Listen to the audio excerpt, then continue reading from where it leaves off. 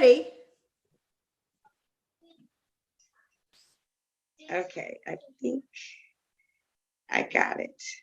Hello, hello, hello, everybody. This is Tanika Steen, and I am your host for Mind Your Business.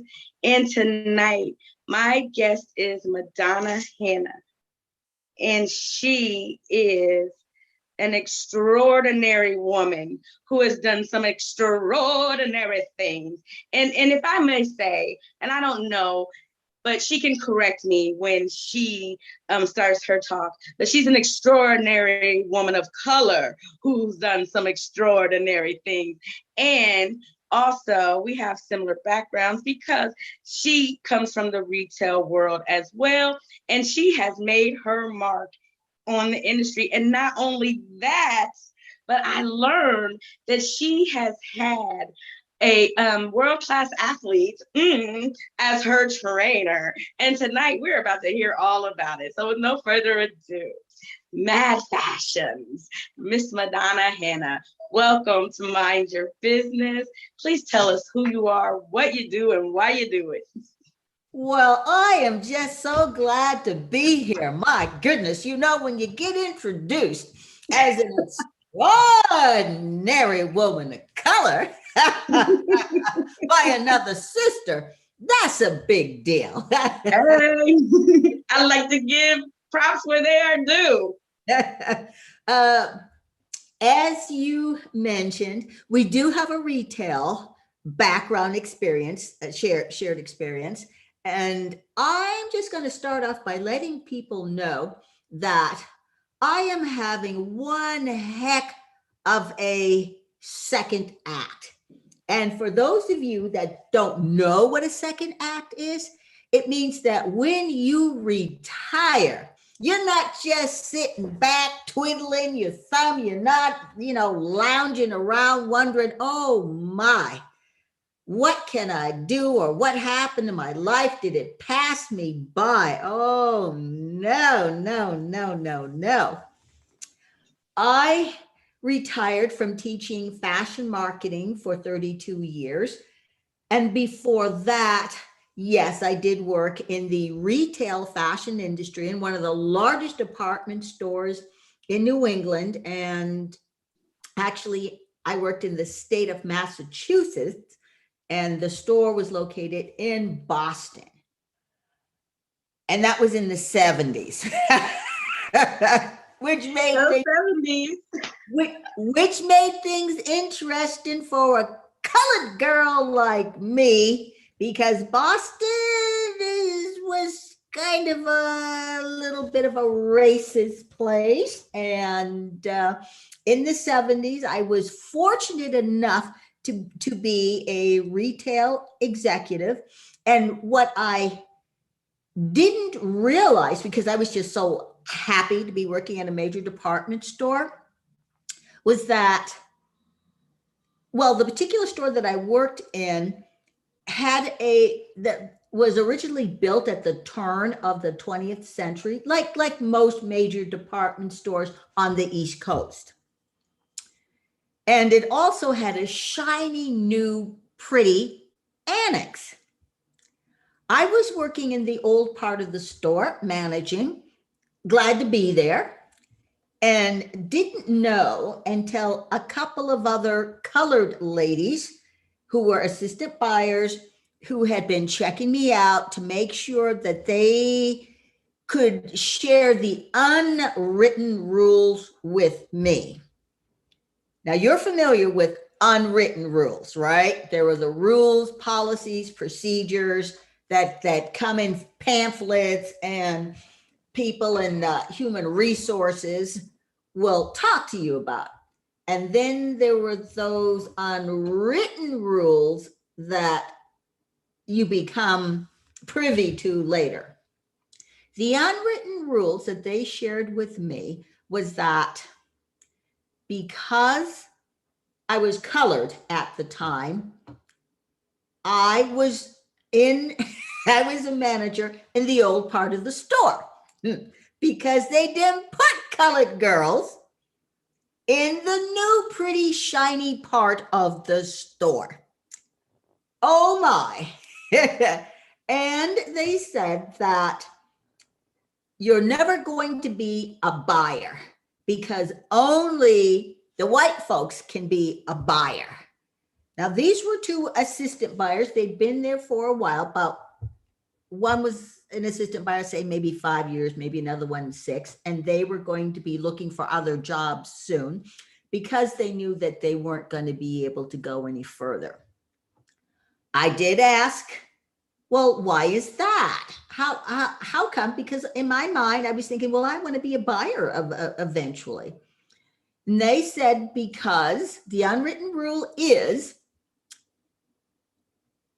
Black people aren't smart enough and aren't good enough in math to be buyers. Honestly, that's what they said. That's what they said. And I thought, oh my, oh my, who knew? But I'll tell you and your listeners, I thank them for the advice, and I was just glad to be in management. Do you know what I mean? I mean, what am I going to do about the unwritten rules?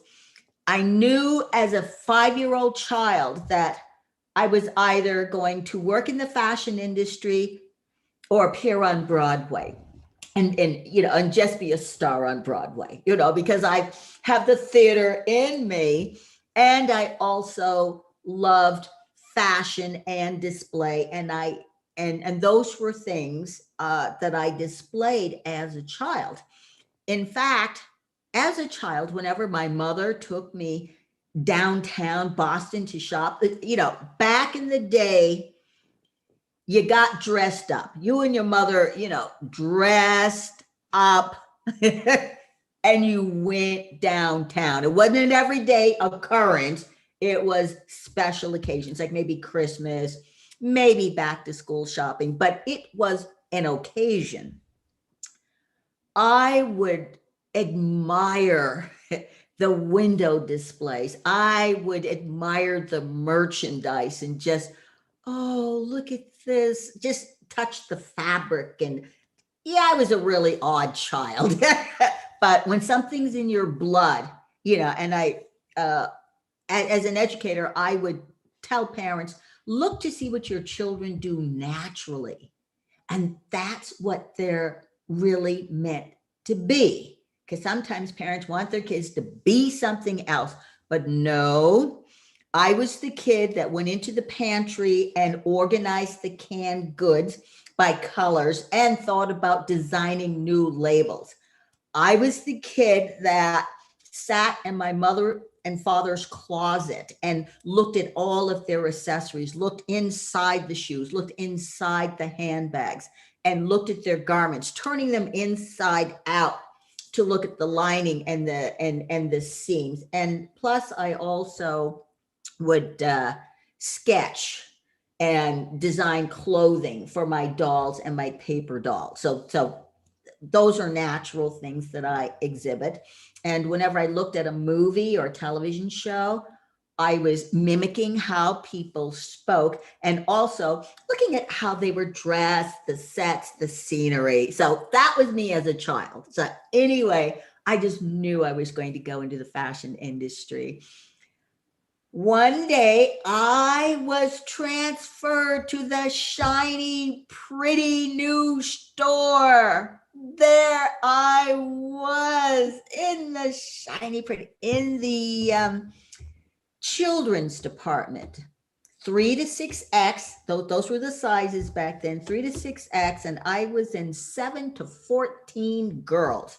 So little girls who, if you were 7, you wore a size 7. Things were simple then. And the fit was truer back then too. We won't even get into how manufacturers size women's clothing now. But I was just so grateful to be there. And of course, back then, when you're colored, you have to work twice as hard. You do have to work twice as hard. And I did. I got to a point where I could manage one of the shiny, pretty departments. It was the young juniors, which we now call tweens. And the buyer was an absolutely horrible woman, absolutely horrible. She had a reputation for always yelling and screaming at people. And I was transferred to her department to manage. And I had a choice of cleaning up the paperwork or learning the merchandise. You've been in those situations where when you're in management, you inherit whatever is going on, whatever happened before that wasn't resolved. You need to resolve those things, whether it's paperwork or just some other kind of situations. I chose to handle the paperwork because it wouldn't take me long to learn the merchandise. Here it was, big back to school weekend. A customer asked me a question. Where was such and such merchandise? And I said, oh, one of my sales ladies will help you. Well, the buyer knew that I didn't know the merchandise. And she went after me in front of all the customers. They sent me a manager that doesn't know my merchandise. And I'm going, oh my goodness. Oh my goodness. Things got a little worse because she just didn't like how I was handling things. And one day when she was visiting the department, some customers, white customers, were looking at a $23 shapely blouse, pink flowers, little green leaves. Yes, I remember. They didn't put the blouse back on the hanger and it fell to the floor. I was just about to pick it up and she started screaming at me, why is my merchandise on the floor? Like, what is wrong with this woman? And then she called me yes, she did. She just let it all hang out. She called me the N word and she put the B word with it. And I don't know why they hired this black girl and the N word, the color, and she just went off. And I did not yell at her. I've shared this story with my students and they said, well, I would have busted her in the mouth. Shoot. It's like, no. Did I feel like it? Yes. But I didn't do it. Instead, I walked off the floor over to my manager, the manager of the entire children's department. And as I was walking off the floor, the buyer was, now she's leaving my department unattended. We were on the 4th floor. She rode the escalator down, cursing me. People from each floor was wondering, well, what got her worked up? The 3rd floor, the 2nd floor, the 1st floor. And she was cursing me all the way out the store, across the street to where the buyers were. Well, the phone calls started coming in, Madonna, what happened? But anyway, I told my manager that you either move me to another department or this is my last day working in this store. And, my boss was, okay, what happened? Okay, because she knew that wasn't me. I was a very, very competent worker. And everybody knew how horrible this woman was, but she was bringing in the 4th largest volume of money into the company. And we're talking about the New England states, Maine, New Hampshire, Vermont, Mass, so we had a little situation. It was resolved because if I had run to the NAACP in the newspaper, that would have been a huge lawsuit because there were way too many witnesses that heard her calling me the N word, the B word, the black. Yes. Yes. So this was they made a corporate decision. They kept me, and they let me know that she could not come over to the selling floor without my permission. She had to ask my permission. Ah, And she was fit to be tied. Yeah. And just to get to the end of this, she and I became very cordial.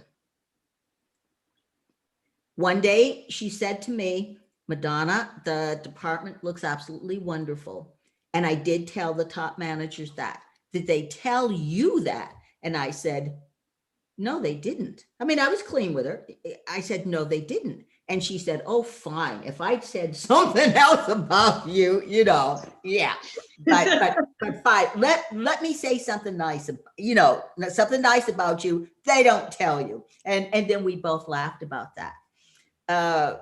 A few months later, I left the company. There was a big party, and she walked over to me and she said, you're not leaving because of anything I did, are you? What a turnaround. What a turnaround. And I thought to myself, this woman could have been nice to me all along. She could have been nice all along because she was actually a nice person. And I said, no, very nicely to her. I said, no, you didn't do anything. No. Mm-mm. But I thought, well, how interesting. I always love telling that story to my students because if I had said something to her, there's a good chance I would have been out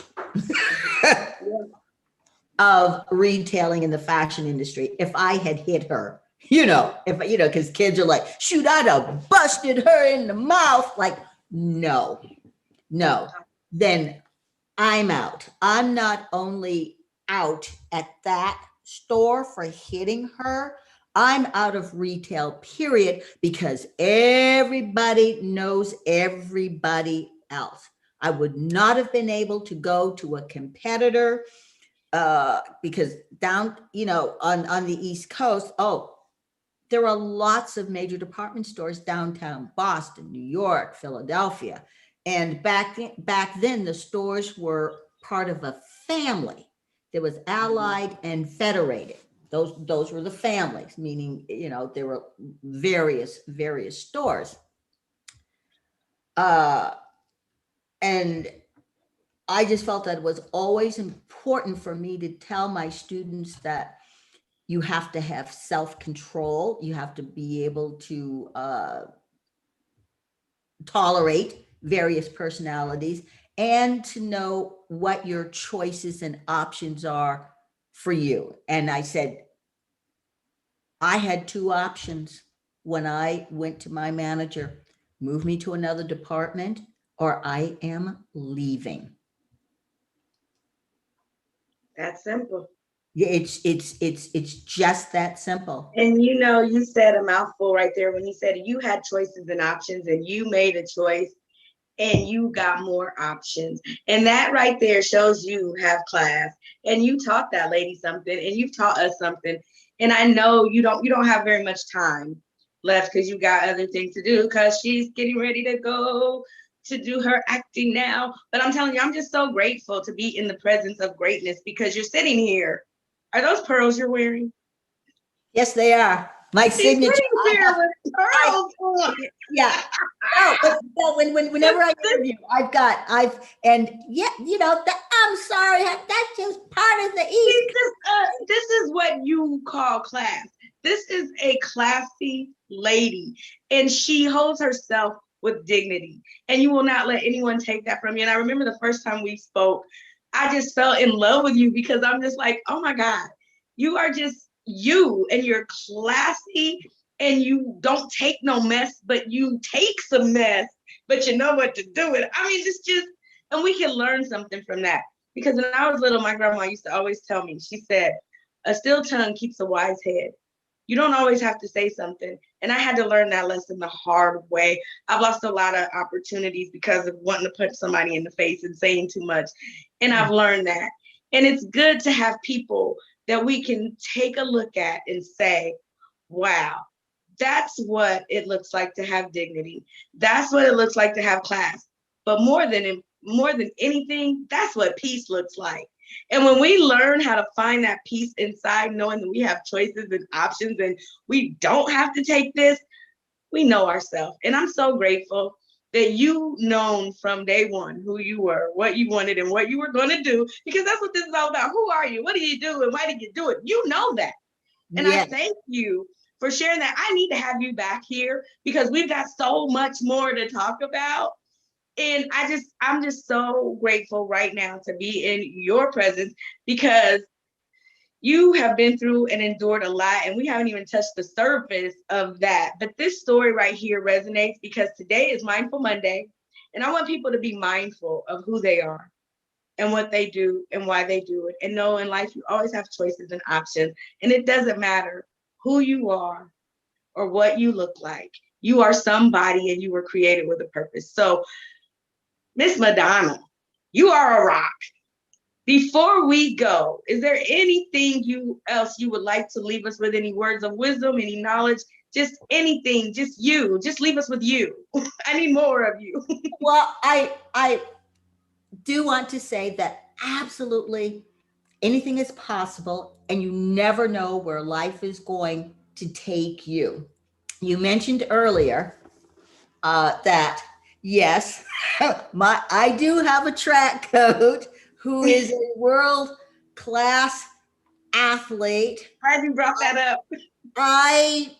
And we'll just take a few minutes because that's like tantalizing. Hey, this is your time. When you gotta go, you just go. Yeah. When you need to leave, you just say, "I gotta go," and we'll come back another time. Yeah. But I got time to talk about because this is tantalizing. Just to bring it up. Yeah. At the age of 57, I felt this, just something inside say, run 100 meters. And I'm looking around like, what?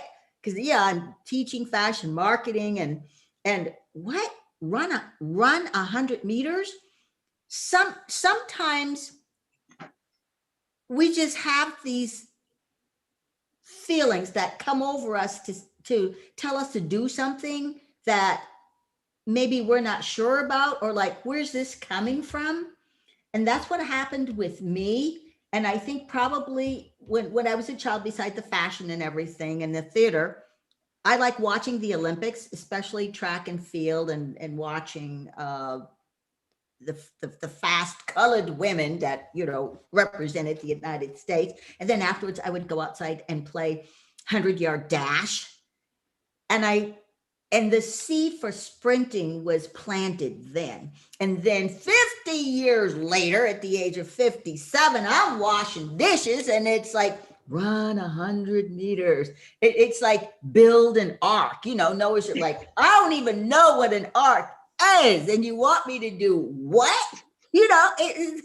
And I didn't run track in high school. Went to a retailing school after high school, so there was absolutely no track there. But that seed was starting to tickle inside and say, run 100 meters. I'd married a man who actually had track experience. He became my coach. And my husband became my track coach because he had experience. And I entered the Washington State Senior Games in 2011 and won the 50 and the 100 meters. I just thought all I have to do is just run in the straight line as fast as I can. And that's what I did. And my competitors were like all excited and said, you got to come back next year, compete, because you could compete in the nationals. I'm like, nationals? I just came out here on a whim moving the story along, I did go on to nationals, won a bronze medal in the 4x100, had never raced in the 4x100 before. And I was matched up with a team that needed a fourth. And I went, oh, okay. And then when I showed up, I told them I had no experience. And then in 15 minutes, they had to show me what to do. These are women who are world-class athletes, you know, and in 15 minutes, they showed me what to do. And I did it, and I helped them to win a bronze medal. So you just never know what's going to happen in life. And while standing on the podium, as I'm getting my bronze medal, the first place team, these are some fast women. They had broken the world record in the 4x100 in their age group. And they started chanting, "Good job, Madonna. Good job, Madonna." And I'm looking at them like, you guys broke a world record. Why are you chanting for me? Well, evidently it got around that there's this chick who's on one of the relay teams and she's never done anything like this before in her life. So I think that kind of got around. And then the next thing I know, everybody in the stadium is cheering, "Good job, Madonna. Good job, Madonna." Everybody except for my husband, because he's stunned. He's looking around like, what's going on? And some guy jabs him in the ribs and says, "Come on, say good job, Madonna." So here my husband has got to, okay. That was just an incredible experience. Like, I'm telling you and your listeners and viewers, you never know what's going to happen in life and what you're going to be involved in. Then, okay, I can't hear you. I said, if you do me a favor, because I hope you bring this up, please tell them how many years ago that was. Since I had a birthday last month, it was 11 years ago. And you started when? When I was 57. So add 11 years to 57. We're talking today. You are, man, I just love you. Oh, yeah, well, thank you. And just to move forward, as I continued to race, ruptured my Achilles racing. Doctor said, "Oh, you're never going to be running again." I think that was when I was 62. And I, of course, went through rehab, got through that, was able to race again, picked up two more gold medals, like so much for what the surgeon said. And the next thing that I had to overcome was that my husband, who had been my coach, passed away after 3 bouts of cancer. And one of the last things, one of his last requests, he was unable to speak, but he wrote it down, was that I should continue to race. And in fact, we were scheduled to go to the National Senior Games in New Mexico. And he wasn't able to do that. And he had passed away in the fall of 2018. By 2019, I was introduced to the coach that I have now. It was a favor. It was just going to be a one and done favor, because the woman who I had asked to be my coach, who is a world-class athlete, I didn't know she was a world-class athlete at the time, 4-time international champion in broad jumping and 15 times national champion. She said, "I'm not going to be able to do it, but I know somebody who can help you. May I give him your number?" So here I am. This guy's a millennial. And I'm thinking, I retired from teaching millennials. And now this guy is a millennial and he's going to coach me. But the guy that she recommended, he's on Team USA track and field. He's a multiple All-American, NCAA champion, Pac-12 champion. When he was in high school, he was the state champion, went on to become a national champion while he was in high school, also went to the Junior Olympics and brought back some hardware that was gold. And this guy became my track coach. You never know what is going to happen in life. And he worked with me for a short period of time from February. My race was in June.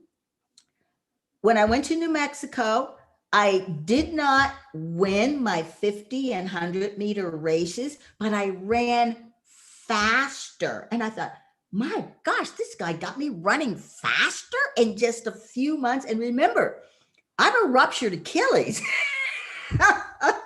and you know, I've got very little lift in my left foot, and it's sort of numb, and it's partially numb too. So here I am. I know people are going like, what? She ruptured her Achilles. She's got barely any lift, and it's, you know, numb, which throws your balance off because it feels funny, you know, to walk when your foot's partially numb. And wow, you never know in life. And this year, in July, I competed Washington State Senior Games again on a day when my coach thought he was going to be in the Olympics. After 5 years of training, a month before the Olympic trials, he had a situation, a muscular situation with his leg, had to go into rehab. He and his coach were getting ready to go to Oregon to the trials. Can you imagine? You're all packed to go. You get a phone call that says you're odd man out because they only take 24. And he was off the tour because he had to rehab his leg. And you know, the poor kid, yeah, he's 26. I'm calling him a kid. And he calls me, he tells me, and then he's got to announce it. You know, my track season is over, such and such, whatever. 3 days later, he gets a call. He's back in. He's back in. And I drove down to Oregon to watch him compete. He ran through pain. He didn't make the team, but at least he had that chance to be on the track, to be there. You know, he was in the game. And like I said, July 24th of this year, he really thought he was going to be in Japan. And our plan was for me to contact him in Japan to let him know how I did. But he was there instead, you know, and, you know, the Lord's going to put you where he needs for you to be, you know. So instead of him being the athlete, being coach, he was now coaching me. You know, through this, you know, through this experience, we won 2 gold medals. I smoked everybody in the 50, just left them. Same thing with the 100. And it was just a really, really good experience for me, for him. And in other interviews, I've been telling people that sometimes when you go through things, helping other people can help you. Absolutely. Obviously, he was upset because he spent 5 years, you know, the 4 years and then the extra one because of COVID. He spent 5 years. And then a month before, here's a wrench in the situation. And you also have to help someone else. You've got someone else. I told them that, you know, God probably planned it that way because you could have had this tremendous pity party, because certainly anybody would, after planning 5 years, would have a pity party. Me losing my husband, you know, he went into the hospital on November 1st, both of us not knowing that he was not going to be going home. You know, so boom, just like that, both our lives had changed. You know, he's losing his life. He doesn't have very long to live, and I've got a lot of things to do. You never know what is going to happen in life, as I've proven. You know, whether it's dealing with this buyer who was basically a good person. Many people have said, shoot, I would have decked her, but no, not that. That would have just messed up my career, and I would not have been able to have reached all of the students that I had an opportunity to teach so that they could have their own careers. Not everybody went into fashion, but they learned a good work ethic from me, and also the importance of civility and tolerance. Becoming a widow suddenly, and then fulfilling what my husband wanted me to do with the running, you know, continue. And having a young man with the world class, you know, this elite individual who is still my coach, and I am assisting him with his future, with his future career. And the last thing before I go, because you mentioned the theater, yes, in a few minutes, I am going to be on my way to a rehearsal at a local community theater. And what's really special about the part that I have, the play is called Something Wicked This Way Comes. It was written by Ray Bradbury, who did a lot of science fiction and that sort of thing. I get to be a mother. In high school, because I was raised in a conservative white neighborhood of Boston, I could never be anybody's mother, girlfriend, sister, or aunt because of the color of my skin.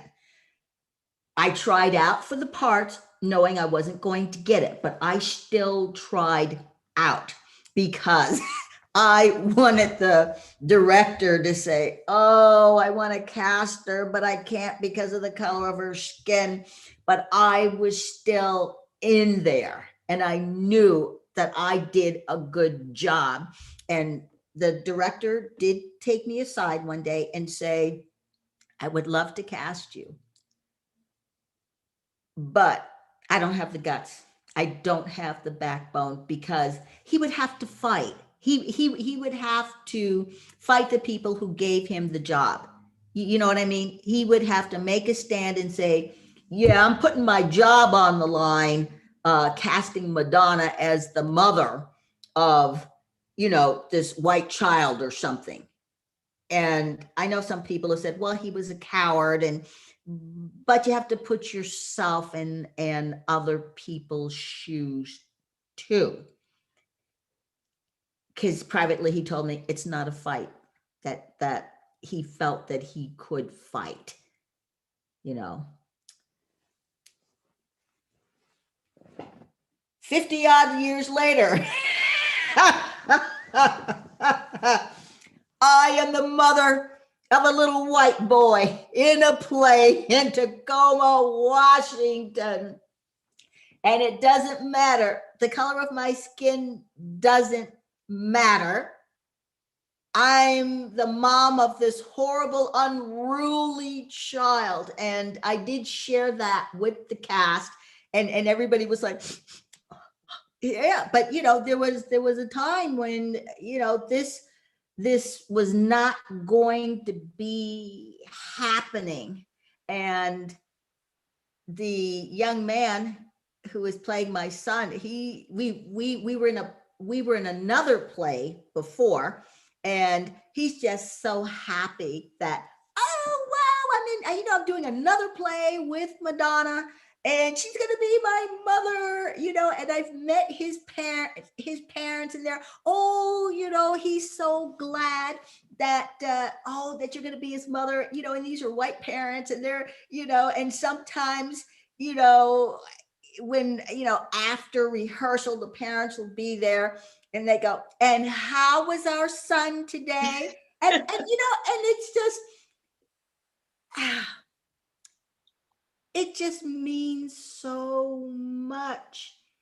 It just means so much. It seems like a little thing, but to have to wait, 50 years to run, 50 years to play the mama of a little white child, or, and an interracial kind of a situation.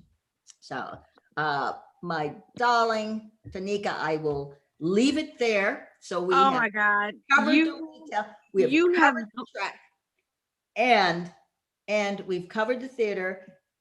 If you have Instagram, you can follow me. Yes, I definitely will be following, because I was going to ask you to tell people how they can contact you for or how they can find out more about you and find out about your story, because you are just a fabulous hope of inspiration, and someone needed to hear this today. Someone that was on the brink of giving up, or thinking that they weren't good enough, or they couldn't make it, or whatever. You are sitting here that, I mean, it's 20-year-olds who are ready to give up their life, but you know what? Hold on another 30 years, 40 years. You don't know what might happen. And I'm telling you, my God, with him, all things are possible. All things. You are living proof. And I want you to do me a favor. Yes. And this might be asking a lot, but I'm just going to go ahead and put it out there. When you go on Broadway, can you please leave me some tickets at the box office? Oh, my darling, you know I will. You know I will. I will. I will. That's all I ask. Just let's see that happening for you. Because anything you put your mind to, you do. And that's what we're going to leave it to tonight. Whatever you put your mind to, you can do it. So now, but I thank you for your energy and everything. Go ahead. This is your last minutes. Go ahead and use them. Okay, my Instagram is Madonna Fit, Fast, and Fabulous. All right.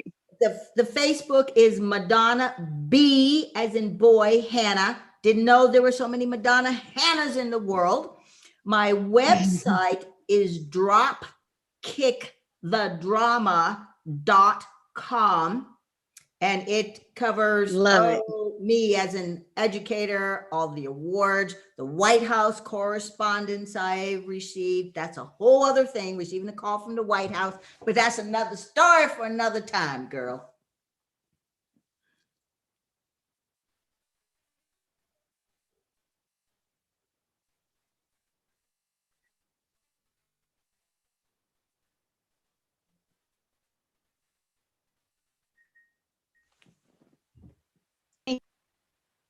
Madonna, are you there? Okay, you froze up on me.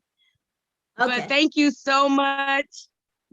God bless you. I will have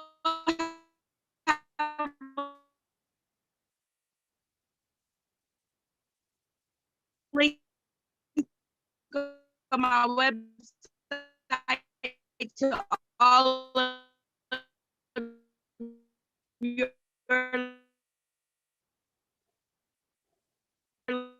links as well, so people can contact you. Have a good night. Be blessed. Continue pushing forward and progress. But if you don't give up, you will someday make it to your destination and beyond. Thank you. You have a good evening. And anytime you have any words of wisdom, please feel free to come back. Okay. Thank you. Thank you.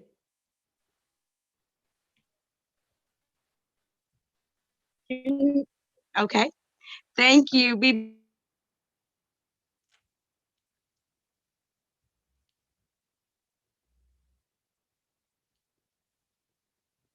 that's going on with the podcast, and where you can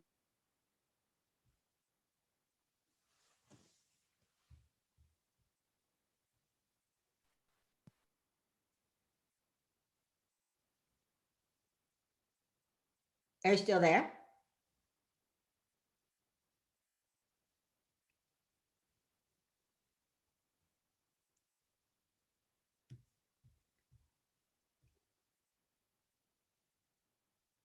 Tanika, are you still there?